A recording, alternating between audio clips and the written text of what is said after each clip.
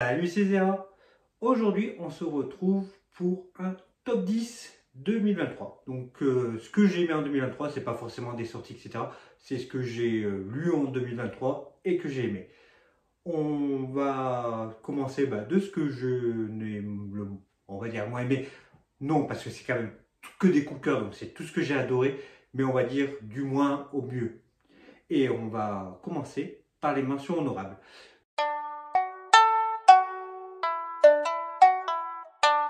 Je ne vais pas trop détailler pour que la vidéo ne dure pas longtemps. Donc les mentions honorables, je vais essayer de faire vite. Alors, les mentions honorables, on commence par l'attaque des titans. L'attaque des titans, malgré que je ne l'ai pas fini, j'ai adoré. Si ça se trouve, vu que cette année, je continue et que j'ai bien l'intention de le terminer, il sera peu dans le classement. Mais pour l'instant, il est dans les mentions honorables. On continue avec Antaikamen, c'est du what the fuck, le héros met une culotte sur la tête et devient Antaikamen, un super héros. Comment ils disent, ouais, pervers je crois. Donc voilà, c'est très drôle, c'est du what the fuck, j'ai adoré. Je pouvais pas mettre les Chainsaw Man parce que je les avais lus il y a plus longtemps, donc j'ai quand même mis un autre manga de Fujimoto, Adieu Eri, que j'ai beaucoup aimé aussi. J'adore, alors ce qui fait plus en plus aussi dans Chainsaw Man, c'est ces plans de coupe comme ça là. J'aime beaucoup, alors malgré que ce soit sur le cinéma, j'ai beaucoup aimé. Il le fait maintenant dans Chainsaw Man. J'ai beaucoup aimé. J'aime beaucoup les œuvres de Fujimoto. Pareil, alors j'ai pris l'école des décomposés, mais c'était surtout pour lire tous les Junji Ito, parce que j'ai commencé les Junji Ito cette année et j'en ai eu pas mal. Et donc du coup, l'école décomposée fait partie d'un que j'ai bien aimé. C'est pas le mieux, j'ai préféré par exemple Tomie, Remina, Spiral. Soichi, que j'ai bien aimé, mais c'est pour dire en général. Il y en a pour l'instant qu'un seul que j'ai trouvé moyen de Junji Ito, c'est Guillaume, parce que c'est des poissons qui pètent, donc pour faire peur, c'est pas ouf. Mais sinon, le reste, Junji Ito, c'est super cool. Dans la même veine, Jiro Taniguchi, je voulais au moins en mettre un où il est tout seul. Nos compagnons, j'aurais pu mettre aussi Le journal de mon père, c'est Quartier lointain, d'autres de ces œuvres comme ça. Mais j'ai voulu prendre Nos compagnons car ça parle des animaux, j'ai adoré. On parlera de Jiro Taniguchi un petit peu plus tard, mais pour l'instant, Jiro Taniguchi en solo, c'est des très bons mangas. Et un autre, alors je sais pas pourquoi j'ai pris le volume 4, parce que je me trompe à chaque fois de sens, c'est Evol, que j'ai beaucoup aimé aussi, mais pour l'instant il n'y a que 4 tomes. Je trouve ça se lit relativement vite parce que tu as souvent des grands coupes d'action où voilà, les cases sont grandes et il ne se passe pas du coup grand chose. Mais j'attends la suite avec impatience et j'ai adoré Evol.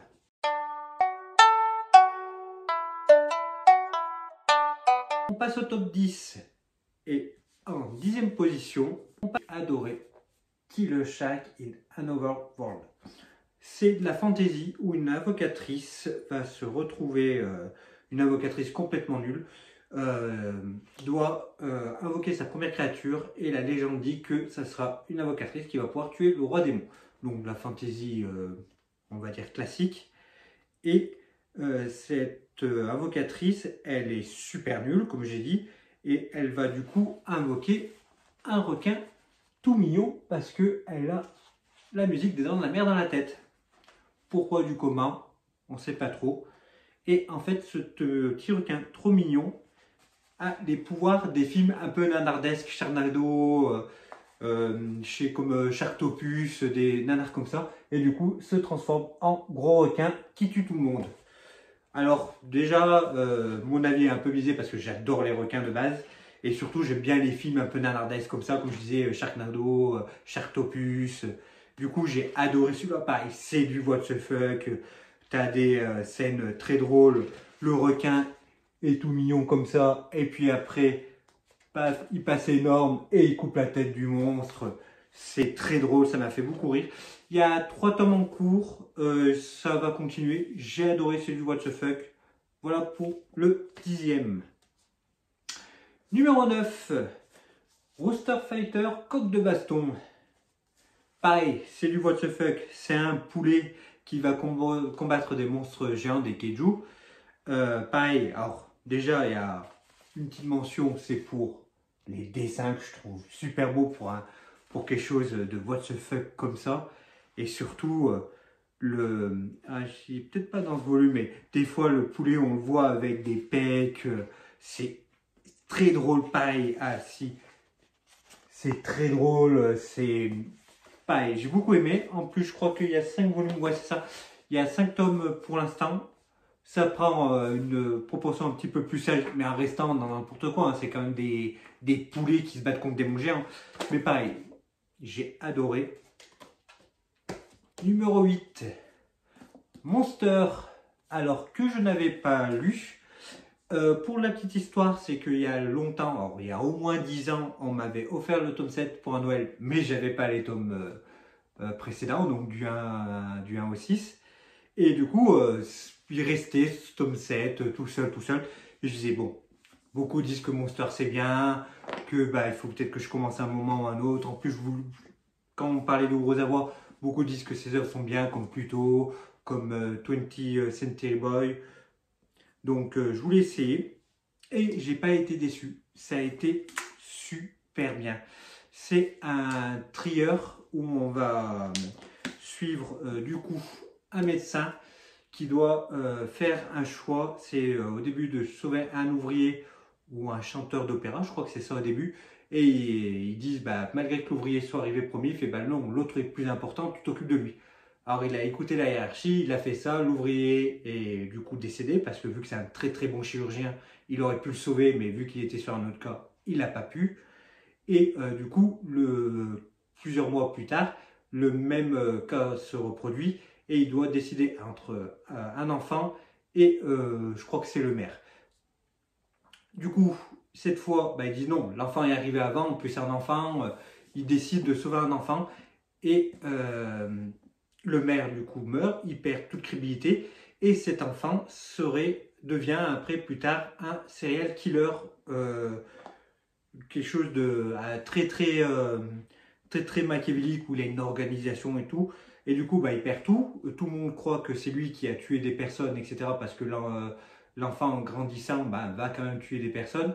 Et vu que c'est un serial killer, c'est logique, hein, en fait. Je dis ça, mais c'est logique. Quand tu es serial killer, tu tues des gens. Du coup, tous ces crimes que fait cet enfant qui a grandi, bah, sont reprochés sur lui, donc il est poursuivi par la police. Et lui, de son côté, bah, il faut qu'il répare son erreur et il veut du coup tuer cet enfant. Donc on suit toute cette histoire et c'est super bien. Les dessins sont super cool aussi. Ça va souvent ensemble. Bon, dessin, je dis souvent parce que des fois, quelque part. J'aime bien comme ça, là, le calque, après avec la page couleur derrière. J'aime beaucoup aussi chaque tome. Il y a pareil aussi sur l'édition d'Aria, la Masterpiece. J'aime beaucoup. Donc voilà, on a fini avec Monster. Recette Spy X Family. Pareil, on a commencé cette année, on ne connaissait pas. Beaucoup aimé, c'est du divertissement pur et simple. Hein. C'est vraiment, tu t'amuses à lire ça, tu passes du temps. Quand on avait pris les 4 premiers tomes et que j'ai vu que j'ai lu les 4 premiers tomes d'un coup sans m'lasser et vouloir continuer tout de suite, non, c'est vraiment super sympa. Les dessins sont dans la moyenne. Non, ce qui prime vraiment, c'est vraiment le scénario un peu, un peu feuilleton, un peu très divertissant. Spy FMX, c'est du divertissement. Pour l'histoire, on va suivre du coup le héros, je crois, Lloyd, qui est un espion et qui doit du coup se créer une fausse famille pour s'approcher d'un politicien. La fausse famille, elle est composée d'une tueur à gages, il ne le sait pas, d'une fille qui est télépathe, donc qui sait que son père était un espion et que sa mère était une tueur à gages, mais vu que c'est une petite fille, elle ne comprend pas trop, elle trouve ça juste que sa maman est trop balèze et que son papa, c'est un agent secret comme la série qu'elle regarde, donc elle est trop contente. Et du coup, bah, ça fait plein de petits gags, etc. C'est vraiment, vraiment divertissant, surtout que quand on sait que le mangaka a vraiment fait Spy X Family pour que ça marche. D'ailleurs, il le dit même dans le guidebook, il le dit que bah, lui, ça ne le plaît pas forcément Spy Family de le dessiner et compagnie, parce que pour lui, c'est juste pour vendre et ça marche très bien. Donc, si Spy Family, vu comme ça marche, les premières heures qu'il aura, il faudra quand même les prendre pour le soutenir et tout, pour qu'il fasse quelque chose qui lui plaît, des histoires qui lui plaît. Mais bon, pour l'instant, on s'amuse bien avec Spy Family, qui était le numéro 7. Numéro 6, la maison des Meiko. Du tranche de vie, on va suivre cette jeune fille qui, avec son ami, part au village natal pour aller à Kyoto pour devenir du coup Meiko, une apprentie geisha. Sauf que son ami est super doué et elle, pas du tout. Donc, elle se fait... ils lui disent, t'es pas faite pour faire ça. Et pendant ce temps-là, leur femme qui faisait le ménage, la cuisine, etc., elle démissionne, je ne sais plus où, elle a un accident, je ne me rappelle plus ce que c'est exactement.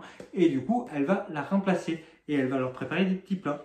Et c'est pareil, c'est que du bonheur. C'est juste, malgré qu'elle n'était pas bonne pour les Meiko, du coup, le disent, elle est super bonne pour ça, pour la cuisine, fait des plats réconfortants quand elles vont pas bien. Quand il y a besoin d'une oreille aussi pour parler, elle est là. Non, c'est vraiment un petit manga bonbon, super bien. Et puis on va encore parler des dessins. Les dessins sont super sympas aussi. C'est pas du grand art, mais c'est fait très bien le boulot. Allez, maintenant on va passer au top 5, donc les 5 meilleurs, même si le reste est très très bon. Hein. Là c'est vraiment les coups de cœur, Donc je pouvais pas tout mettre, tout ce que j'ai lu, parce que vu que j'ai lu énormément, il y avait d'autres choses qui méritaient leur place. Mais même pour les mentions honorables, j'ai quand même fait le tri. Donc là, c'est vraiment le top du top. Donc ça sera le numéro 5, ça sera Red Flower. Malgré que ça soit que le tome 1, j'ai quand même hésité, mais j'ai adoré. Et puis j'ai pu rencontrer le mangaka, lui dire ce que je pensais, donc c'était super cool, il était super sympa. Je pense aussi que ça a fait, donc j'ai même une dédicace par rapport à un spin-off qu'il a fait. Donc je suis trop content. Et pareil, c'est super bien dessiné. On va partir sur une histoire sur une tribu africaine on va suivre ce jeune garçon qui veut maîtriser un art et il veut aller trop vite. Le garçon est vraiment super entêté. Il veut être tout de suite le meilleur, apprendre tout de suite les meilleures techniques, etc. Et on lui dit non, non, non, non, non. Et moi, franchement, au début, le héros, le garçon, je le trouvais détestable. Et quand on voit qu'au fur, en un tome, il t'arrive à te faire apprécier un personnage détestable, c'est que c'est très bon. Et j'ai vraiment hâte de lire la suite. Donc, c'est un top 5. Mais l'année prochaine, si le tome sort, ça peut être bien. Je vais aussi parler des spin-offs. Alors, j'ai eu que le 2 parce qu'il n'en avait plus quand j'ai été voir pour la dédicace. Mais il faudra que je me prenne le 1. Pareil, si j'ai autant aimé aussi le 1, c'est que les spin-offs aussi à côté, les histoires courtes sont super bien. Et pareil, même travail sur le dessin. Je vais essayer d'en trouver. Là, en plus, je vois qu'il y a l'histoire du marabout que j'avais adoré. Les dessins, ils sont super sympas. Donc voilà, pour le top 5, Red Flower, super sympa comme manga. Numéro 4, Hirayasumi de Keigo Shinzo chez Le Lézard Noir. J'ai adoré. Pareil, c'est du tranche de vie, tout bonbon. On va suivre ces deux personnes. Ce jeune garçon, il est à la cool. Il a voulu être acteur et ça n'a pas marché. Et ça lui prenait un peu trop la tête. Donc maintenant, il accumule les petits boulots. Il est tranquille. Franchement, c'est vraiment super. Il suit la vague. C'est pas un nerveux. Et on va suivre sa cousine qui va du coup le rejoindre à Tokyo pour faire une fac d'art. Et elle, par contre, elle veut que ça marche. Des fois même, il s'énerve un peu que son cousin soit trop mou, alors qu'il pourrait faire mieux, etc. Mais ça reste très tranquille. C'est vraiment un petit bonbon de réconfort. C'est super cool. Le dessin marche très bien parce qu'en fait, il n'est pas violent, il n'est pas trop détaillé, mais pas non plus pas assez, parce que des fois, on a des plans, alors, je vais pas le retrouver comme ça, si par exemple, voilà, là, on a la ville de nuit, parce que avec un petit peu de détail et tout, et ça fait vraiment le boulot. Non, Hirayasumi, numéro 4, il aurait pu aller plus loin, mais vous verrez, il y a mieux, il y a mieux, il y a mieux pour moi. Maintenant, le top 3, du coup, on commence avec le numéro 3, le chat qui rendait l'homme heureux, et inversement. Alors, un manga de chat, vous allez dire oui et non, parce que c'est aussi un manga du coup de piano, vous le savez, j'en parle souvent. On va suivre cet homme qui a perdu sa femme et va du coup décider, il voulait faire ça quand elle était en vie, mais ils n'ont pas pu. Et du coup, il va adopter un chat qui est pas beau, qui est vieux, qui est vraiment, c'est vraiment un chat. On le voit, hein, d'habitude les chats qui sont dessinés ils sont tout mignons. Lui, il n'est pas trop. Et du coup, on va suivre l'aventure au début du chat qui va découvrir l'amour et le vieil homme qui redécouvre l'amour fait par un animal. Il y a aussi du coup l'histoire, je parlais de musique, les dessins sont super beaux, j'adore les dessins. Et du coup, toute la rivalité qu'il y avait d'autres pianistes, il y a plein d'histoires dans l'histoire et c'est vraiment pas qu'une histoire de chat tout neuneux, tout gnangnan, c'est vraiment quelque chose beaucoup plus complexe que ça et vraiment, je vous le conseille. On en parle, on voit très peu en parler des gens, alors que c'est super bien, je le conseille vraiment. Allez, on se rapproche plus à plus du numéro 1 et on est au numéro 2, la cantine de minuit chez Les Armoires, comme Hirayasumi. Alors, pareil, Les Armoires, on ne connaissait pas trop, on a commencé cette année, on en a acheté 4 de cette maison d'édition. Et les 4, alors, j'ai pas. Il y a le vendeur de vélo que je n'ai pas encore lu, qu'on a les 2 premiers tomes, mais je ne l'ai pas encore lu. Et les filles, c'est Tokyo Tarebara Girl, je lis à côté parce que le nom, je m'en souviens jamais, qui était très bon, mais il y a mieux, voilà, il y a eu Hirayasumi. Il y a eu maintenant la cantine de minuit que je vais vous parler. On va suivre du coup un restaurant qui sert que la nuit. Et si il a les ingrédients pour faire un plat que vous le commandez, il vous le fera. Et on va suivre des personnages. Alors on va suivre toutes sortes de personnages. On va suivre des yakuza, des travestis qui travaillent dans des boîtes de nuit la nuit, des dames de charme, plein de gens différents, des taxis, et vraiment, on a vraiment des histoires par rapport à tous ces personnages, mais en 10 pages, et c'est ce que je trouve très très fort, et c'est pour ça que j'ai adoré, parce que à te mettre des émotions, des fois ça m'a mis les larmes aux yeux, parce que c'est vraiment, les histoires sont poignantes en 10 pages, et le dessin, c'est pas ce que le dessin met le plus en valeur, les histoires, c'est vraiment que la manière de mettre en scène ces histoires est super bien faite. Donc la cantine de minuit, je vous montre les dessins, ça donne pas envie. Et puis il y a aussi un truc qui donne pas envie, c'est le prix qu'a mis Les Armoires pour les éditions simples qui sont quasiment à 20 €. Mais quand tu commences, le Thomas, ils ont fait une offre découverte à 10 €.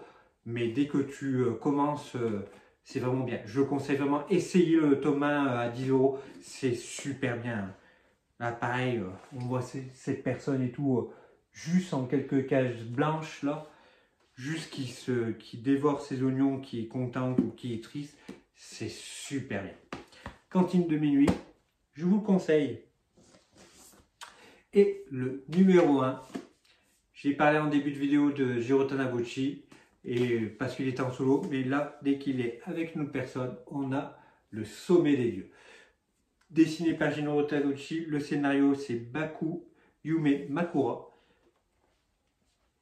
J'ai adoré. J'ai eu la chance de trouver les 5 tomes en occasion. J'avais hésité parce que je commençais juste à lire du Jiro Taniguchi. J'avais pris que Quartier Lointain et le journal de mon père. Et quand j'ai eu en occasion, j'ai fait « Ah, c'est vrai que je vais faire d'autres œuvres de lui. Est-ce que je les prends pas ?» Et heureusement que je les ai pris et que la chouchou d'Aem dit « Allez, t'as envie de les faire, prends-les. En plus, en occasion. » Donc, eu beaucoup de chance et heureusement parce que c'est juste trop bien. Alors, déjà, les dessins. Donc, vous avez vu, ça parle de montagne parce qu'en fait, on va suivre un journaliste qui va se retrouver en Inde suite à une expédition. Il prend des photos, il interroge quelques alpinistes par-ci par-là et il va se retrouver dans un bazar où il va trouver un vieil appareil photo. Et cet appareil photo pourrait appartenir à un alpiniste anglais qui serait peut-être le premier à marcher sur l'Everest, mais on ne le sait pas parce qu'on ne l'a jamais retrouvé et on n'a aucune preuve s'il a vraiment atteint l'Everest ou pas. Du coup, pour lui, en tant que journaliste, c'est un truc de fou, c'est encore les clichés. Donc, il retrouve cet appareil photo et il veut découvrir qui a découvert cet appareil photo, si ça peut vraiment appartenir à cet alpiniste anglais, etc. Donc, il va tomber sur cet homme qui est en fait un grand alpiniste, mais qui est un peu... faut avoir un espèce de passeport exprès pour l'Everest, pour pouvoir l'escalader et tout. Et lui, vu qu'il veut faire que ça et qu'il n'y a pas beaucoup d'argent, hein, qu'on apprend plus tard, il décide de faire un peu, rester en anonymat pour pas se faire choper par les forces de l'ordre. Donc, il va essayer de le découvrir que c'est lui qui a, mais du coup, en reprenant toute sa vie qu'elle était au Japon, qu'elle a commencé l'alpinisme, et c'est là que c'est super intéressant parce qu'on développe le personnage avant de rencontrer le personnage dans le livre. Et du coup, quand tu le racontes, ça rend que la façon de le voir encore plus forte. Et puis, on découvre plein d'histoires, des histoires émouvantes, parce que l'alpinisme, vu que l'Everest est quand même un sommet très dangereux, il explique super bien dedans que c'est très dangereux, sans trop en bourrer comme un manga de sport, en fait, qui disent, faut faire cette prise, etc. Ça, il t'explique pas, il t'explique que, voilà, là, si tu es à cette hauteur, il fait moins temps, si tu bouges pas, t'es mort. Ça reste dans le concis, c'est vraiment super bien, du coup, pour que ça parle de sport et que ça m'intéresse. Je n'aime pas les mangas sport. Et là, le sport est vraiment à la fois ultra présent, mais on rentre pas dans le détail dedans. Je sais pas si je suis vraiment très clair, mais c'est vraiment quelque chose, on va dire, c'est tout sur l'alpinisme, mais on va pas te bourrer le crâne avec les prises, les machins, les piolets, les outils. Non, c'est la passion, on aime faire ça, montrer comment ces gens se tuent, hein, faut le dire, skier, à la tâche pour leur passion qui est l'alpinisme, qui est très dangereux. J'ai parlé beaucoup pour le Sommet des Dieux, mais c'est pour montrer à quel point que j'ai adoré et que je vous le recommande à 1000%. Lisez le Sommet des Dieux, c'est vraiment excellent. C'est même des fois quand je fais les réseaux sociaux, je le mets souvent dès qu'on parle de géotanogie, des trucs comme ça. Je fais lisez le Sommet des Dieux, je ferai ma propagande. C'est super bien. Donc, on a fini pour ce top 10 avec, pour conclusion, lisez le Sommet des Dieux, mais aussi vous pouvez lire tout le reste, ça c'est tout excellent. Vu que c'est un top, même les mentions honorables, c'est tout très bien. Faut aimer certaines choses. Faut aimer le what the fuck, par exemple, Coq de Baston, Killer Shark, Antakamen. Faut aimer le what the fuck, mais sinon, tout le reste, c'est des très très bons titres que je vous conseille à 1000%. Et puis voilà. Donc on va se retrouver bientôt. La prochaine vidéo, j'aimerais bien que ce soit la Mangatech. C'est pas sûr, on va essayer de tourner ça parce que c'est quand même une grosse vidéo. Donc on va essayer de tourner ça, on verra. Donc on se voit bientôt et puis la bise.